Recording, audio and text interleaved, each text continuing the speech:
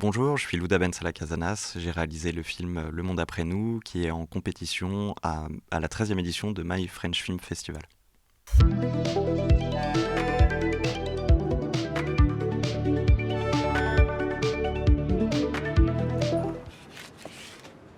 Tiens, t'as oublié ça.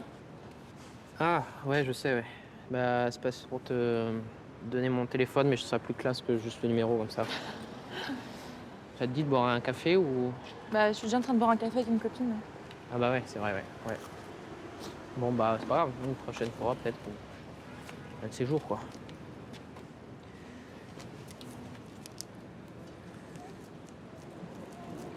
Comme ça, au moins, t'as mon numéro. Je dirais que c'est un film qui est très contemporain, pas dans l'analyse de la situation qu'il fait. C'est-à-dire que c'est un film qui parle de l'amour et de la précarité aujourd'hui à Paris, dans une ville urbaine qui impose des contraintes matérielles qui peuvent nous empêcher de faire ce qu'on a envie de faire. En fait, quand j'ai commencé à faire le film, j'avais décidé d'arrêter le cinéma. Euh, J'avais fait des courts-métrages qui avaient eu des petits succès en festival et j'avais rencontré mon épouse qui est plus jeune que moi, Lola, et en fait à ce moment-là c'était très compliqué, je gagnais pas d'argent, très peu, et il fallait gagner ma vie. Donc vu qu'elle était encore étudiante, je lui ai dit écoute, moi j'ai tenté de faire ce que je voulais de ma vie, le mieux c'est que ce soit soit toi qui continue à faire ce que tu as envie de faire. Moi j'ai essayé, ça n'a pas marché. Du coup j'ai trouvé un travail à temps plein, et où je me suis très très bien débrouillé. J'étais plutôt très doué, j'ai fait ça pendant un an. Et en fait, il y a eu un élément déclencheur, c'est qu'à un moment, j'ai été élu meilleur vendeur de France de la marque pendant un mois. Et ça m'a mis un énorme coup de déprime, en fait, en me disant, finalement, tu vois, t'es doué pour ça. Ça m'a donné une légitimité d'arrêter, en fait.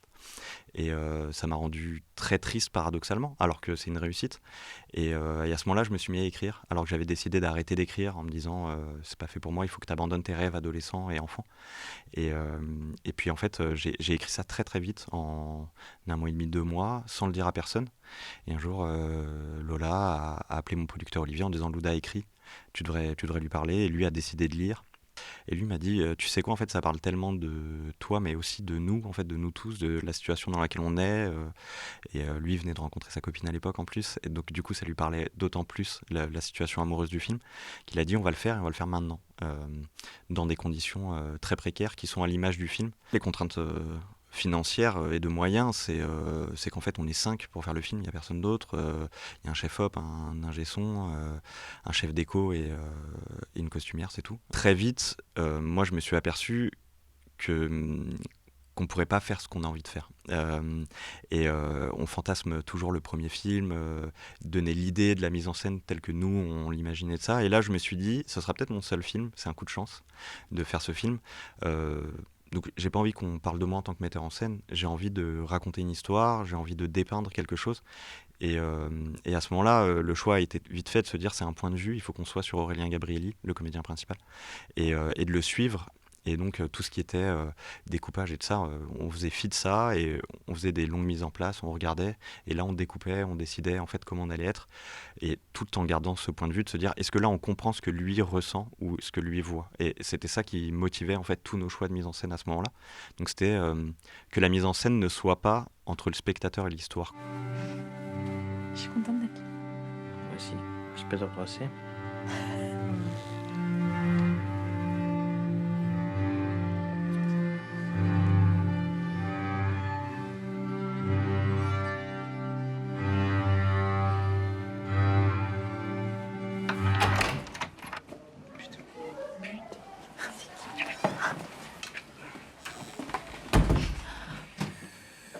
Pardon. Faites comme si j'étais pas là. Nous, cette situation-là qu'on a vécue, de moments de précarité très forts, très anxiogènes, ça a toujours été des moments très drôles. Moi, je viens d'une famille qui est plutôt modeste, et on a toujours rigolé des problèmes d'argent, parce que si on est triste à chaque fois qu'on manque d'argent, voilà, on arrête tout, quoi.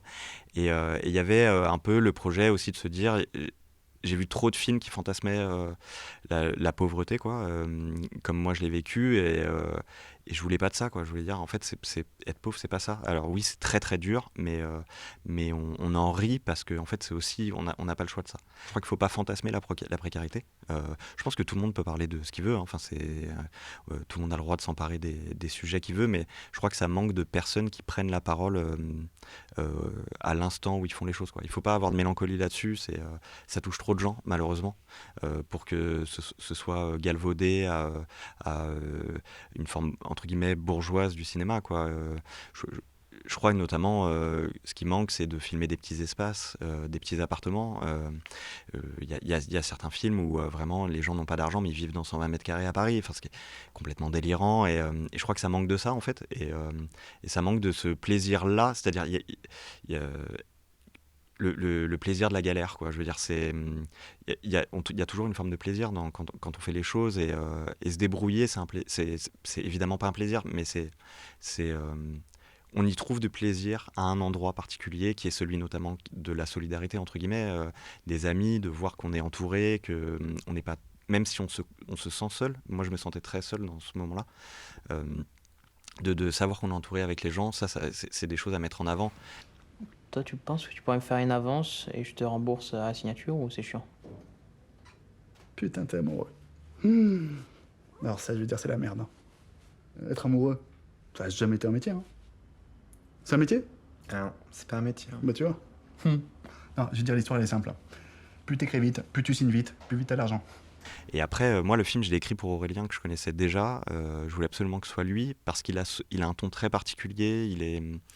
Moi, je le trouve extraordinaire. Je trouve que c'est un comédien incroyable. Et je trouve qu'il est le seul à savoir faire ça, c'est-à-dire être sur une ligne de crête qui est très et dépressive et drôle en même temps. Il a ce côté... c'est pas cynique, quoi. C'est lui. Et donc, lui, il a apporté ça, quoi. Je savais que son ton, parfois, sur des choses qui pouvaient être pas drôles, quoi, à l'écriture, allait le devenir grâce à lui. Et donc, il a apporté vachement ça. Et puis après, Louise est pétillante, elle était très joyeuse et très volontaire. Et le problème, c'est que son rôle était assez en retrait et qu'il fallait qu'elle apporte beaucoup par sa présence simplement. Donc je voulais beaucoup qu'elle le soutienne, quoi, qu'elle soit presque plus forte que lui, disons. C'est-à-dire de le laisser faire ses bêtises et elle d'être là et en même temps de rester joyeuse quand faut l'être, même si de pas montrer ses sentiments qui peuvent être plus violents que les siens, en fait.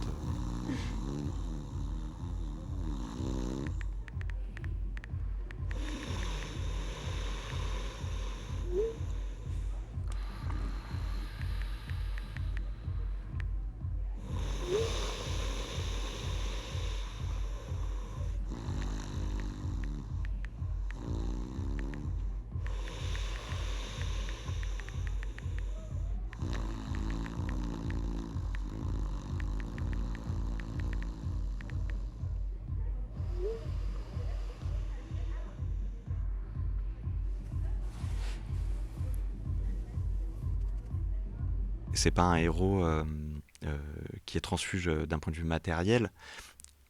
C'est vrai et non, parce que son temps, en fait, qui est en fait la première chose matérielle de la bourgeoisie, en fait. C'est-à-dire, lui, il choisit d'écrire.